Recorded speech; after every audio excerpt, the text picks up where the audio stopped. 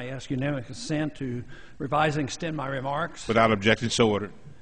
Thank you, Mr. Speaker. I rise in support of this legislation, and I want to compliment Mr. Mitchell from Arizona for getting this bill to the floor. We've worked on this for several years, and I am pleased that this is going to be passed today.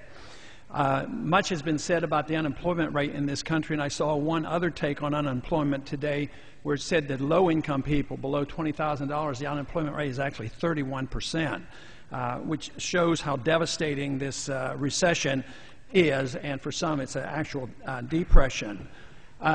I would like this bill to be passed, but not just as symbolism. It is good symbolism and important symbolism, but as was mentioned by the gentleman from California, it's not a tremendous amount of money. But it's important for us to recognize that we have a serious problem in this country and that we shouldn't be, careless about the way we think about this problem.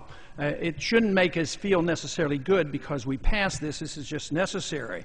It does remind me of a piece of legislation I introduced many years ago in the 1970s when we had rampant inflation, which I anticipate will probably come back to this country. But back then we had a 15% inflation rate, and my suggestion then in the form of legislation was to get the members' attention to understand what inflation was all about. I said we should take a pay cut at the rate of inflation. And even today we might suggest that there is a lot more inflation out there than we admit to, so maybe not only should we freeze our salaries, maybe we should be taking a pay cut so that we can do a better job, because we really can't brag about the job that we have done for the country because of the condition the country is in.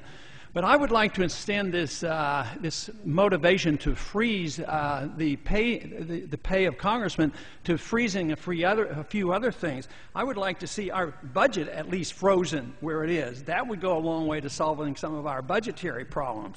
And how about freezing the debt level? Let's not raise the debt level. Instead, this next year, our national debt's going to go up about $2 trillion when you add up all that we borrow from our trust funds. Also, I'd like to see a freeze on regulations, because the regulations usually backfire. There's unintended consequences. They cost a lot of money, and they act as a tax, and they don't improve the economy overall. I would be in support of freezing the welfare transfer system, the system that most people think wealth transfer is going to help all the poor people. The trouble is, wealth transfer system helps the rich people, and they're the ones who get the bailouts, and poor people don't. So a freeze on welfare transfer would be a long way toward restoring a free society and a constitutional government. Also, I think the consensus of the American people today is that we ought to freeze the bailouts. Let's not bail out anybody anymore, but it looks like it'll be a long time before that happens, because we have a monetary system where we have somebody over there called the Federal Reserve that says we can print money at will, and our job is to be the lender of last resort. That means to bail anybody and everybody out that needs money, and it looks like that will be domestic as well as international. I'd like to freeze the ability of the Federal Reserve to print money out of thin air. That, in moral terms, is counterfeit, and yet that is the encouragement for us to run up our deficits, because the Fed can come in and increase the money supply. A sound monetary system would have frozen anybody's ability to just create money out of thin air. I'd also like to freeze the income tax at the 1912 level. And that indeed would be a real boost to the people of this country. All of a sudden, there would be great wealth in the hands of the consumer.